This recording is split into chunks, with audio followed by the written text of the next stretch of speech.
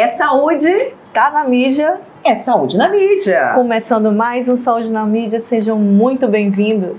A esse nosso espaço de interação, bate-papo. Aproveita que está começando, já coloca o seu like. Você que acompanha sempre a gente aqui às quartas-feiras sabe que tem episódio novo. E se tem episódio novo, é porque tem produção por trás para te trazer muitas informações importantes.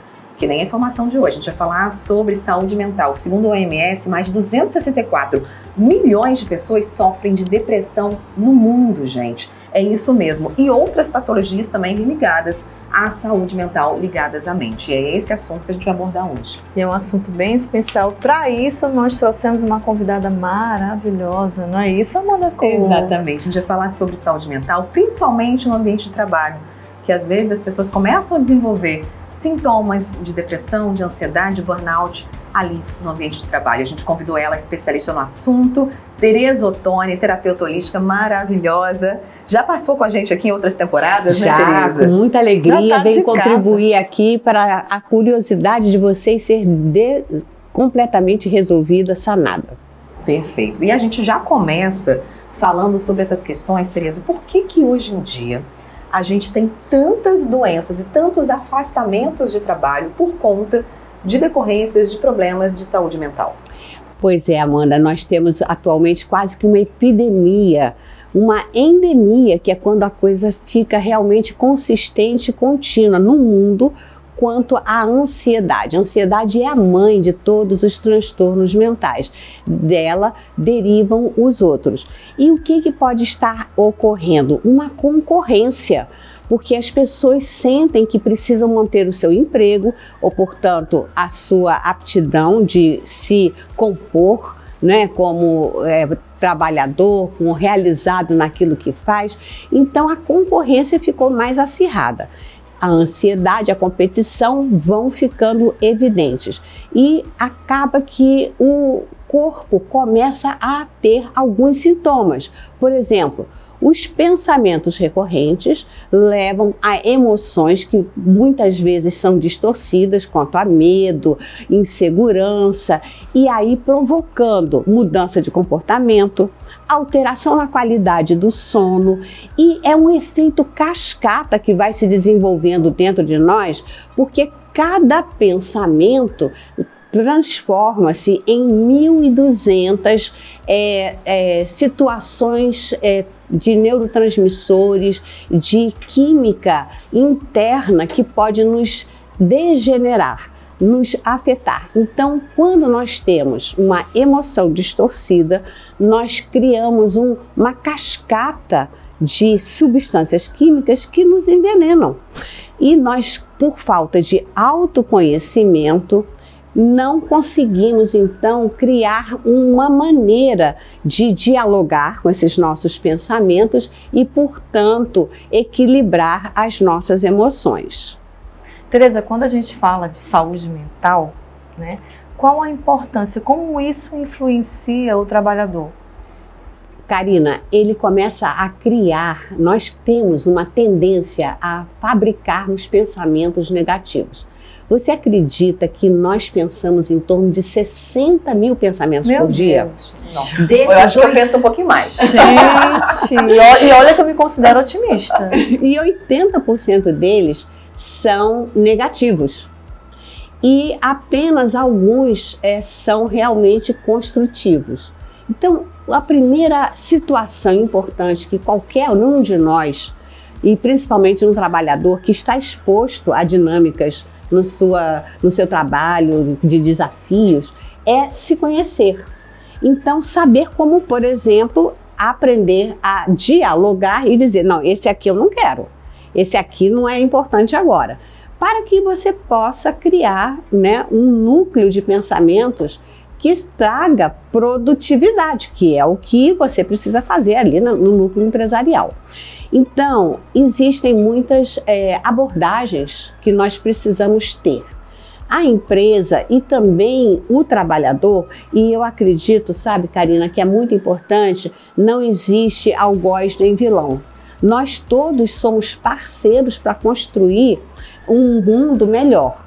Então, tanto a empresa tem a sua capacidade de elaborar uma construção mais positiva no ambiente do trabalho, como o próprio trabalhador, se conhecendo, deve buscar se aperfeiçoar, se entender, se conhecer, para poder ter realmente produtividade. Nós devemos, então, criar primeiro um incentivo a que esse trabalhador tenha um autodesenvolvimento, saiba quem ele é, quais são os potenciais. Também a equipe deve saber, a equipe gerenciadora, líder, deve saber como aproveitar o melhor de cada um daquelas qualidades, pontos fortes que cada um dos profissionais ali tem. Mas, principalmente, nós devemos ter uma tendência a olharmos uns aos outros como uma família. E cabe, então, por exemplo, a você observar dentro da sua equipe de trabalho se houve algum comportamento diferenciado de algum dos componentes da equipe que colabora com você. E procurar descobrir, como líder que como ajudar aquela pessoa. Mas existem muitos planos que podem ser desenvolvidos regularmente nas empresas para beneficiar o bom andamento da comunhão entre todos. Quais são essas principais causas de estresse no ambiente de trabalho? A gente está falando de como a empresa pode observar, mas vamos pensar numa empresa de grande porte. Como é que a gente escalona, como é que separa e como é que você consegue observar um ao outro? Porque está todo mundo tão acelerado, preocupado na produtividade, no desempenho, na satisfação, empresas que trabalham com metas, se torna mais difícil de você identificar se ela está passando por alguma dificuldade, se está passando por algum estresse. A gente fala muito na humanização do trabalhador, de entender, de acolher aquela pessoa, mas como é que isso pode ser feito na prática? Mas vamos começar antes falando sobre essas principais causas, esses fatores de estresse e como que a gente pode observar isso na prática. Bem, é claro que muitos estresses estão dentro do excessiva demanda que muitas vezes nós começamos a ter que fazer. Então, por conta dessa produtividade, muitas vezes o trabalhador acaba vamos dizer, usando mais do que uma referência como trabalho. Ele foi contratado para uma determinada área e daqui a pouco ele está exercendo outra e está sendo sobrecarregado com muitas atividades, uma diversidade que ele não esperava. Então, a surpresa diante de ter sido contratado ou acreditar que a sua dinâmica diária seria uma e se surpreender com outra. E o mundo está muito acelerado, né, Amanda? Nós estamos passando por uma fase em que os próprios empresários ficam precisando se reinventar e reanalisar como manter tudo fluindo harmoniosamente. Então, o ir ao trabalho, muitas vezes, quanto a engarrafamentos, dificuldade de locomoção, de trânsito, já leva muitas vezes o empregado a chegar no trabalho estressado. E também as expectativas que os colegas ou mesmo os líderes, de alguma maneira, às vezes, intrinsecamente estão esperando. Então, novamente, volta a meu autoconhecimento, a minha habilidade de gerenciar as situações que estão se apresentando, eu possa ter um diálogo interno de não extravalorizar, não criar uma visão de que o mundo está acabando diante das demandas. Por isso que nós precisamos fortalecer nos nossos colaboradores informações que possam ajudá-lo a estabilizar as suas emoções, mesmo no ambiente de trabalho. E existem técnicas tão simples e tão eficazes que podem realmente suscitar muita qualidade no cotidiano das empresas. Queremos saber que técnicas são essas, né, Já quer aplicar aqui. Vamos saber que técnicas são essas, que são técnicas simples. Vamos falar sobre essas técnicas na prática. Vamos. A primeira é uma que você vai dizer que faz, mas eu vou perguntar, será que faz? Que é a respiração. Né? Então, nós sabemos, existem inúmeros estudos, que é gratuita. Que é gratuita, nós já nascemos naturalmente, ela vem naturalmente, nós não precisamos fazer nenhum esforço, ela vem. E estudos, né, nas grandes universidades do mundo têm comprovado o efeito na fisiologia, Karina. Então, hospitais como o INCOR em São Paulo, que já adotam essas técnicas para pessoas que estão sob acompanhamento, que tiveram transplante cardíaco, problemas já mais graves e crônicos de saúde, tem oficinas dentro do hospital em que ensinam a respiração. E é claro que todos nós respiramos. Ensinar o quê? A ter uma consciência respiratória. Inspirar e exalar, reter em determinados tempos. E o estudo é tão interessante que para cada número de inspirações, número de pausas e número de exalações, repetidos por aproximadamente 10 minutos sequencialmente por dia, faz com que ao longo de 2 ou 3 meses, pessoas que tinham tendência, por exemplo, à hipertensão, pessoas que tinham dificuldades respiratórias, a pessoa parece que o corpo vai se estabilizando e a pessoa começa a irradiar mais saúde. Muitas medicações são diminuídas, reavaliadas e algumas até deixam de acontecer na vida da pessoa. Então, o trabalhador, a pessoa que está numa empresa, que sente que está ficando mais ansioso, preocupado, porque aquele relatório não está indo, não está fluindo, aquela tarefa que foi demandada a ele não está realmente conseguindo concluir, se ele ali na cadeira dele sentar e ficar algum tempo com uma respiração ritmada, todo o sistema nervoso se harmoniza. E ele tem, é claro que também, pensa bem, se você está com uma respiração mais regular, o seu sangue fica mais irrigado de oxigênio, que acaba fluindo para o cérebro e ventilando no cérebro, como se fosse assim um ventilador, ficticiamente, ventilando os pensamentos de que não sou bom o suficiente, não vai dar certo, não vão conseguir, varre essa negatividade, você se estabiliza e a situação começa a fluir novamente, adequadamente. Então a respiração pode ser praticada, né? Então cabe talvez a nós, quando busquemos esse autoconhecimento, ou mesmo que a empresa possa distribuir ou estimular algumas informações básicas.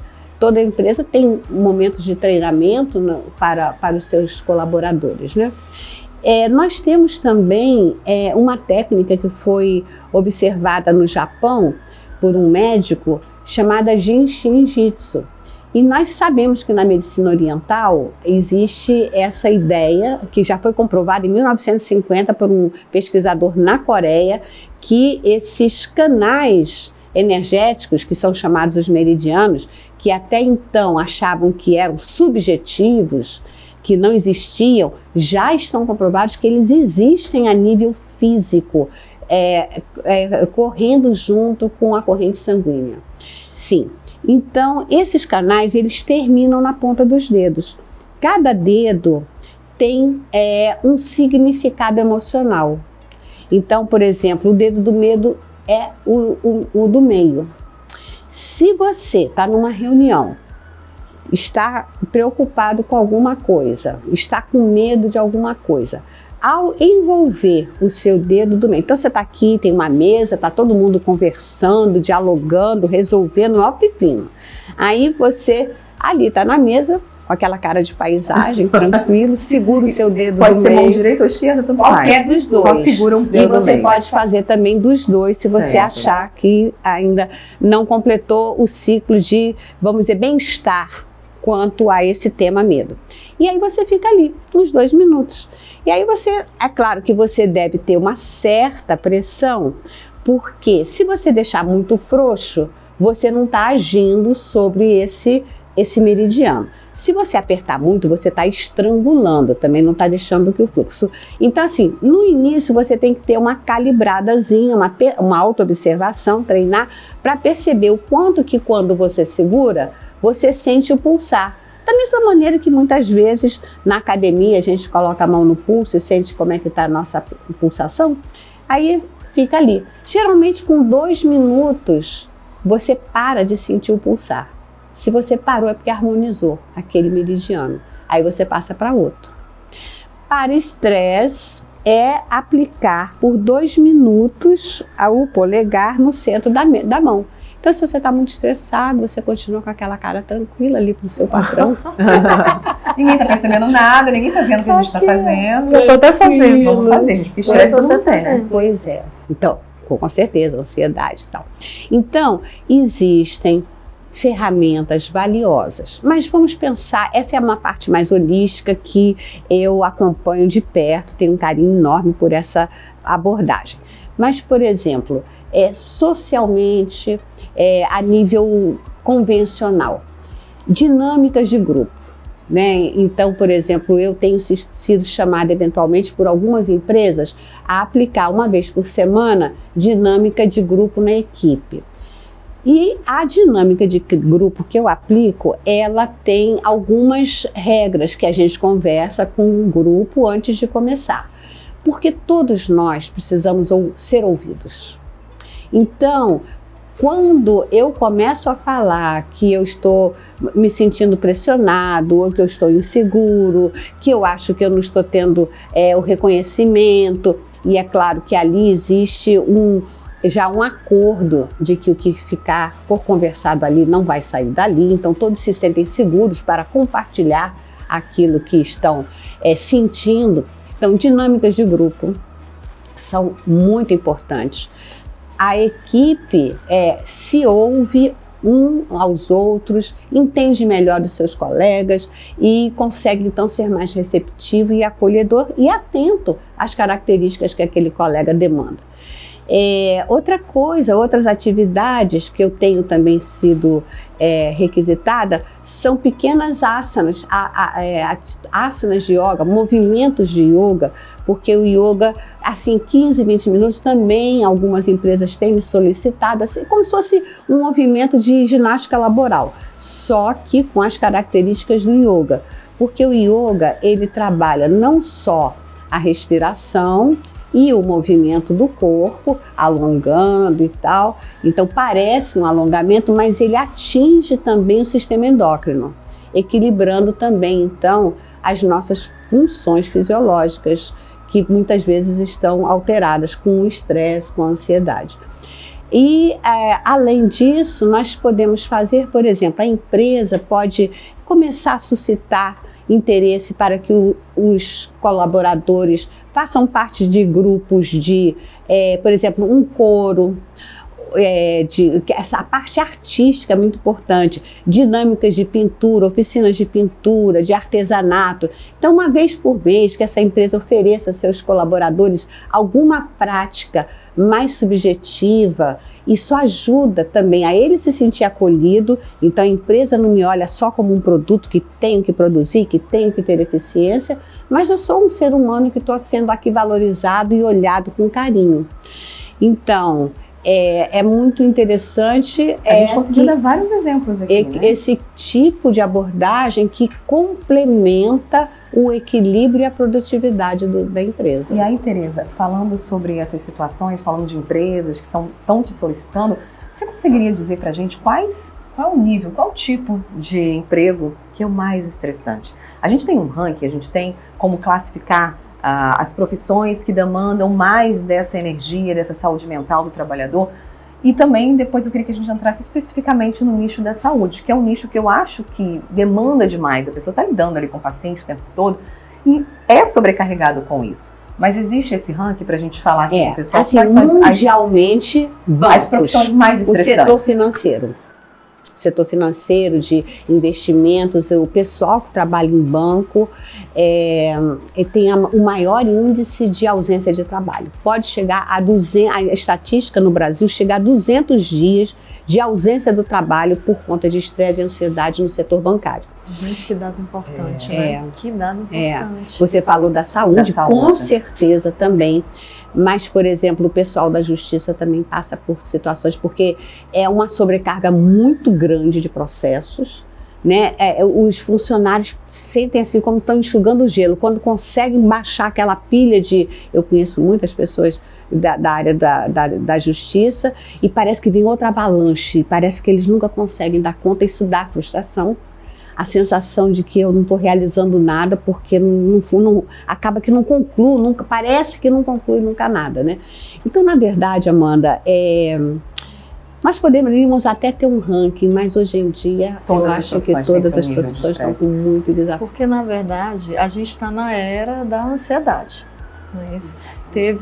Uma vez eu entrevistei um psiquiatra, ele falando que do Covid em si, que ele achava que o Covid não seria a maior epidemia, mas sim a epidemia de saúde mental, da ansiedade, da depressão.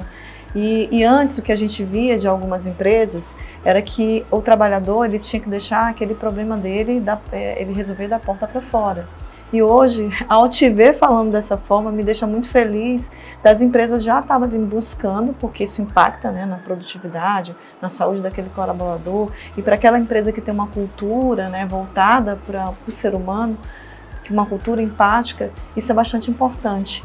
É verdade, Karina. E para você ver como é interessante, em 2016, se não me engano, aproximadamente, a Organização Mundial de Saúde fez um grande estudo e trouxe ao mundo uma previsão que, a partir do início do século XXI, haveria uma grande epidemia de ansiedade. Já estava sendo previsto em 2016. Antes da gente saber que ia ter e a quando aconteceu a pandemia, isso só ampliou ainda mais. Eu atendo uma colega portuguesa, né, morando em Paris, a gente faz conversas online, e na época ela dizia assim, pela situação que ela estava vivendo em Paris, ela dizia: Tereza, não haverá profissionais da área da saúde mental suficientes para dar apoio às necessidades que o mundo vai ter depois da pandemia. E nós estamos vendo que realmente, infelizmente, isso é verdade. Infelizmente, enquanto nós estivemos aqui conversando, nós poderíamos fazer um cálculo de a quantos minutos nós estamos. A cada 40 segundos, uma pessoa se suicida no mundo. Então, assim, por conta de muitos fatores, né, que cada um, mas para você ver o nível de desequilíbrio que nós estamos passando mundialmente. E a gente fala do burnout nessa situação, porque as pessoas pensam e associam o burnout muito ligado a questões de trabalho, do ambiente de trabalho, aquele estresse do trabalho.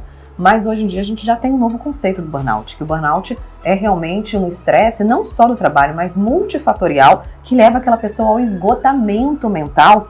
E esse esgotamento pode ser sim um início para uma depressão, que pode levar a outras situações mais graves e até a perda da vida pelo suicídio, Tereza. É verdade, é verdade. O burnout, ele vem, Amanda, do seguinte: lá atrás, nas cavernas, nós tínhamos situações de luta ou fuga. Estava eu lá caçando para levar um alimento para minha família, ou coletando frutos ou raízes, e aparecia um predador, um leão. E aí eu tinha que decidir se eu atacava ou se eu fugia. E aí as adrenais, que são glândulas que estão aqui acima dos rins, ejetavam adrenalina, que cria uma circulação mais intensa, os olhos ficam mais vívidos, os músculos se retesam, esse sangue vai para os músculos, você fica mais forte. E aí, ou você tem força para agarrar o animal, ou você foge. Bem, e aí você chegava na caverna e dizia: ai, sobrevivi, graças a Deus está tudo bem.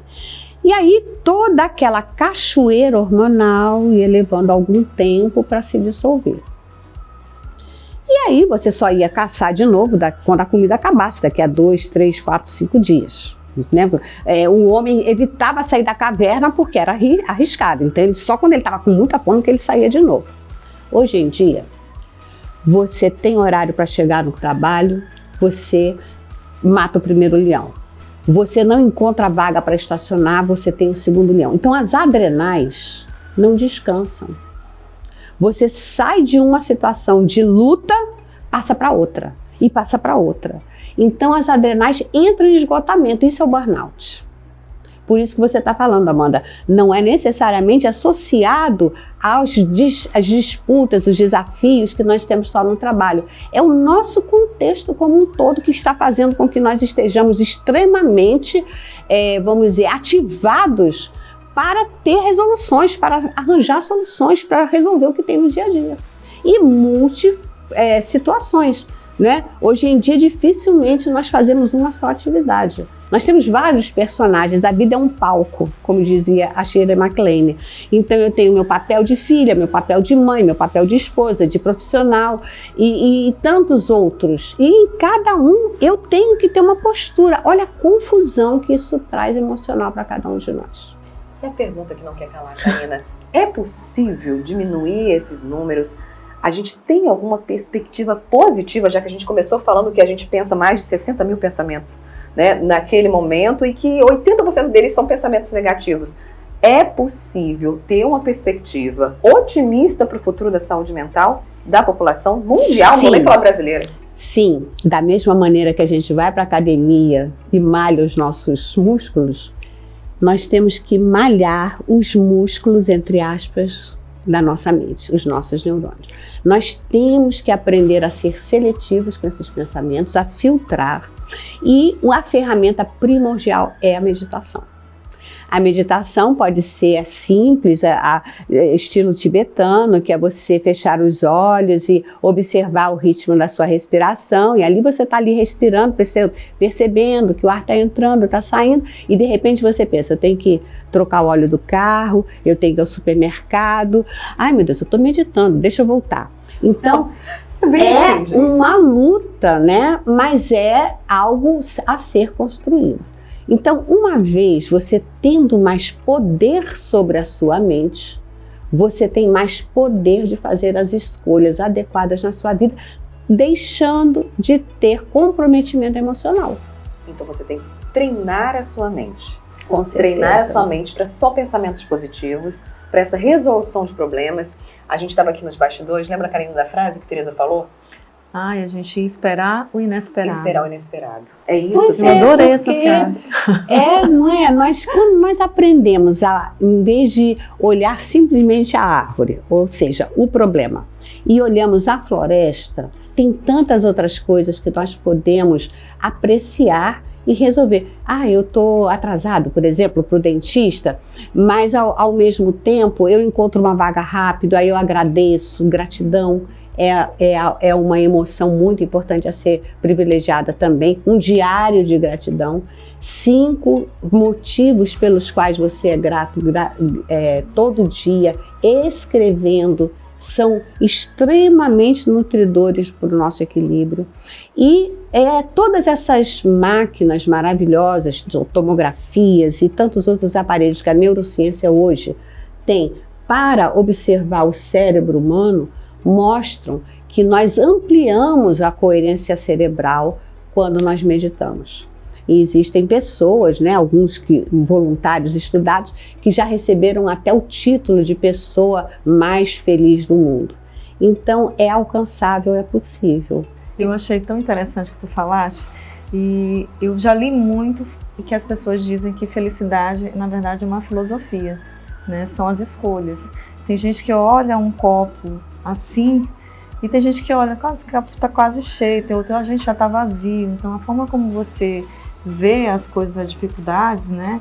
É interessante a gente também ter essa cultura da gente entender assim, poxa, se eu me concentro, eu tenho um problema aqui, por que não me concentrar na resolução dele em vez de me concentrar no problema? Porque o problema em si, quando a gente se concentra nele, ele parece que ele cria asa, que ele vai ficando assim, que aquilo cresce. E quando você foca na resolução, peraí, eu vou respirar. E é interessante tu falando da respiração, que ela vai falando com uma calma que já dá vontade da gente... Ela falando aqui, eu já estava. Eu vou começar a fazer, daqui a pouco eu já estava colocando assim. Aí a gente já vai entrando em estado de meditação, de leveza. E aí a Karina falando isso é verdade. Se a gente foca no problema, ele cresce. Se você colocar no problema, peraí, vamos resolver, vamos concentrar na resolução, depois a gente vai ver o que a gente vai fazer para prevenir que isso ocorra. Mas a gente também ter esse pensamento, essa consciência, né?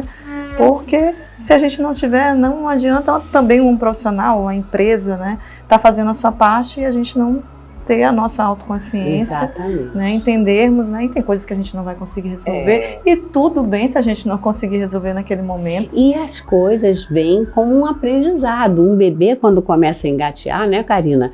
Ele engatinha, depois ele encosta aqui no sofá e faz um esforço para ficar Ele não sai em correndo pé, de uma né? vez. Aí ele dá tá um passinho, aprendendo. cai. E aí ele não se importa com aquilo, ele naturalmente encosta novamente no sofá, levanta e vai. E esse auto-perdão nós precisamos ter conosco mesmos, né? Essa tolerância, essa paciência, para que nós possamos nos desenvolver. Porque se de cara, isso não é para mim, eu não dou conta. Então, tudo bem, é uma escolha, E mas nós às estamos vezes, nos limitando. A né? gente é muito gentil com o outro, mas a gente não é gentil com a gente. Os como- nossos julgamentos, às vezes assim, olha, eu sempre tenho essa mania de falar assim, nossa, eu vou dar o meu melhor hoje. Às vezes esse meu melhor pode não ser suficiente naquele momento, mas eu vou dormir, eu durmo muito, graças a Deus eu durmo muito bem. Eu costumo dizer que eu tenho dificuldade para acordar, não para dormir, porque eu vou dormir com essa consciência. Gente, hoje eu fiz o que eu poderia ter feito de melhor. O melhor que eu pude com aquilo Exatamente, que eu tinha. com aquilo que eu tinha. Essa é eu uma outra que eu tenho com Tereza. adoro isso, eu adoro Agora, essa Tereza, frase. só pra gente completar aqui nessa conversa, esse bate-papo que tá maravilhoso, como que as empresas podem implantar essa cultura, né, nos funcionários? Porque às vezes a empresa é até boa intencionada, Karina. A empresa tem ali uma equipe, né, de RH que trabalha com psicologia, com recursos humanos, que está atenta, está ouvindo, está sendo mais acolhedor, mas vem muito cultural essa questão do pessimismo, das pessoas estarem ali numa situação que elas levam os problemas de casa para o trabalho, do trabalho para casa. É possível a empresa ter estratégias para instaurar esse tipo de comportamento, tentar mudar esse comportamento em grupo para que tenha pessoas mais sadias mentalmente? Sim, e é claro que aí o ambiente pode ajudar muito. Uma empresa que coloca, por exemplo, na área um espaço que ela tenha lá, uma mesa de ping-pong, que ela coloque uma espreguiçadeira ou almofadões para que o funcionário possa eventualmente deitar, relaxar um pouquinho. Ele não precisa necessariamente divulgar que faça isso, mas naturalmente dizer, olha, isso aqui vocês podem utilizar quando quiserem, começar a trazer essa liberdade. E é claro que uns são mais tímidos ou mais receosos. Será que eu vou ser criticado porque estou à toa aqui sentado? Mas a própria empresa disponibilizando isso gradualmente. E existe, não é, Amanda, o efeito do 100º macaco. Não sei se você conhece essa história, mas alguns macacos que viviam em ilhas ali em volta do Japão, biólogos japoneses começaram a querer estudar um pouco mais do comportamento desses macacos nessas ilhotas. E os macacos viviam por ali, mas ficavam muito tempo ali dentro da floresta e os biólogos querendo ver como é que era e não conseguiam, então tiveram uma ideia. Vamos levar logo de manhã cedo, num bote desses infláveis, sair do barco e levar batata doce, banana, alguma coisa assim, jogar ali na areia e voltamos. E aí os macacos começaram a sair de dentro da mata para pegar aquela iguaria ali disponível. E estavam ali, e começaram a pegar e comer. E é claro que vinha com areia, porque tinha sido jogado na areia. E o dente fazia creque-creque, mas eles estavam ali todos empolgados comendo. Até que, agora vem o nosso lado feminino. Uma filhote fêmea, era uma bebê fêmea, pegou lá a sua batata doce, foi até um córregozinho que saía da mata, lavou e comeu. E aí a mãe aprendeu que dá para tirar a areia lavando. Aos poucos, todo o grupo já não ficava naquela ansiedade de pegar e comer. Já pegava e ia lavar. Quando todo esse grupo dessa equipe começou a fazer isso, todos eles já faziam isso, imediatamente, isso é física quântica, todos os outros macacos que estavam sendo observados nas outras ilhas, todo o grupo começou a fazer isso, não foi de um em um. É um colapso de onda, que é como nós chamamos na física quântica. Então nós mudamos a consciência do grupo na empresa, se um pequeno grupo, então o que se observa é o seguinte, se 10% dos funcionários aderirem a esse novo programa, sistema que está sendo oferecido, imediatamente toda a equipe será contaminada positivamente. E é com essa contaminação positiva que a gente vai trazer agora a nossa pergunta surpresa para a Tereza Ottoni. Nossa caixa preta, ela já estava ansiosa. Ela já pegou a audiência assídua do YouTube. Então você que acompanha a gente também pode ser nossa audiência assídua.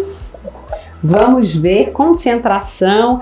Amanda, eu quero que você leia para mim. Pode? Eu te ajudo, vamos lá. Vamos lá. Ai, gente, isso daqui é uma pergunta perfeita para uma psicóloga, Karina. Olha só. Como você lida com momentos de adversidade ou desafios pessoais? Era tudo que eu queria perguntar para a psicóloga. Né? Porque ela fala como a gente deve agir, mas como é que será que ela age nesses momentos de dificuldades e adversidades? Eu, em primeiro lugar, Deus. Né? Mas eu vou ser sincera, Amanda, houve momentos na minha vida que nem rezar eu consegui. Era um desafio tão grande. E aí eu descobri que cantar, quem canta os males espanta. Então, quando vem alguma coisa, eu percebo que a minha mente está sendo contaminada por aquele desassossego, por aquele desafio. Tomo consciência, em primeiro lugar, tomar consciência. Nossa, isso aqui merece atenção. Segundo, respiro e procuro ver, pedir a Deus apoio, pedir ajuda, rezar. Se não vem, eu começo a cantar. Por isso que eu adoro aquela música que você escolheu esse ano. Eu te apresentei Marisa Monte, Feliz, Alegre e Forte, então, e virou um mantra. Essas músicas, né, ter um cardápio, uma playlist interna de músicas que possam evocar em você otimismo, presença, mudança de humor, é essencial. Porque ela contamina, a música vibra e faz com que as células vibram. Você muda a frequência vibracional. Um dia eu quero falar sobre David Hawkins, um psiquiatra americano que falou sobre frequências. A gente convida para um próximo episódio para falar sobre isso, gente. E olha, você que é empresário, você que está nesse ramo e está precisando de ajuda para estar aplicando estratégias de saúde mental dentro da sua empresa, buscando uma gestão de saúde, gestão de pessoas, pode entrar em contato também com o Instituto de Apoio ao Desenvolvimento da Vida Humana. E aí você vê a importância de ter um profissional ligado à saúde mental dentro da sua empresa. Então, se você quiser procurar alguém especialista no assunto, você pode entrar em contato com o IDVH, o Instituto de Apoio ao Desenvolvimento da Vida Humana, que é um instituto que trabalha com segurança, com saúde, promovendo ambientes laborais mais seguros e saudáveis. Acompanhe o IDVH no Instagram para saber mais, @instituto.iadvh. E é assim e tem que a gente... também um banner aqui, Amanda, que tem um QR Code que você já pode também entrar em contato. E é assim que a gente vê a importância de ter profissionais capacitados dentro das empresas para estarem atuando junto com a saúde mental dos trabalhadores. E o Saúde na Mídia vai ficar por aqui, amiga. Tereza, muito obrigada pela tua participação. Espero que você venha mais vezes. Já está convidada. Estarei sempre, quando vocês precisarem, disponível. A gente faz questão dela vir para trazer essa paz para a gente assim, reequilibrar os chakras, o ambiente, as energias, astrologicamente. Eu amo, ela também é astróloga, tá, gente? Tereza Ottoni também, @Tereza Ottoni Terapia no Instagram, para quem quiser saber mais um pouquinho do trabalho da Tereza. Trabalha com astrologia, trabalha com reiki, com yoga, o que mais, Tereza? Florais. É terapia de regressão da memória. Tem muitos assuntos. Feng Shui, radiestesia. Olha, gente, é muita coisa. Meditação, yoga. Muita coisa. Então acompanhe a Tereza também. A gente vai colocar aqui o @ dela para vocês acompanharem nas redes sociais. Muito obrigada, tchau, tchau, né? Tchau, tchau, gente. Até o próximo.